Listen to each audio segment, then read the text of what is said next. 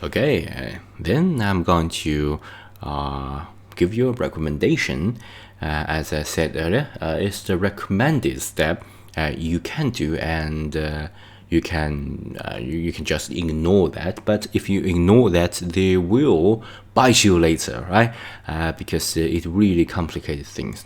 For example, if you are just doing the transform, and you transform, say you just scale that, you press S to scale that, say you just scale that to this, and if you want to see exactly how big that you have scaled, you just press N, and you can see what's happening here. All right, there's if you click the item, you will know that the curved rotation, and you can choose the rotation here, or you can just press the shift to slow everything down. Everything is okay, and you can see that the scale is like this. All right, you can also just scale it in this way. And once you have decided that this is a good way of putting things, and you have to make that a certain part, or kind of reset all things, make this kind of state as the original state, or you have a pretty weird rotation and scale number here, and it will complicate your further modeling. All right, so we can sort of make that the final part, or just reset everything. We can just click the object, and let's see, we can apply everything, right? And as you can see, you have the shortcut Control plus A, which means that you have to apply all the changes you made. Essentially, just make the rotation and the scale to the default set, and this kind of weird, tinkish, weird modeling that you have made, make that the original model, right? So if you click object, apply, you can just you can also use the Control and A, right? And you can apply the location, the rotation, the scale.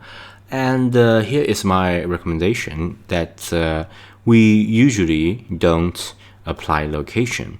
We want the location to be the same as here. We don't want that become 0 and 0 and 0, right? Because we don't want to mess things up. We want to know the exact location of this object. But we usually just apply all this rotation and scale because I want to take that as the original object. Then it will make the further maneuver easier, right? So we can use Control and A, and we apply all the rotation and scale. As you can see, you can click rotation and scale. Remember, you can watch the number here, and you will see the changes. All right, rotation and scale, apply. Then you will see the rotation becomes 0 and the scale become 1, which could become a pretty good and easy way for you just make things simple. And as you know, if you want to change or transform this object in the future, you just use that as the base object, and then you just change the scale or just change the rotation, right? Or else, or you just have the weird location, weird scale, and it become pretty disorienting because you don't know which direction that this object is really at. And once you do a little fine-tuning, a little change, everything will get under control. So pretty good advice, I think. I hope it is helpful. Okay, so I think pretty much all about the tips and suggestions.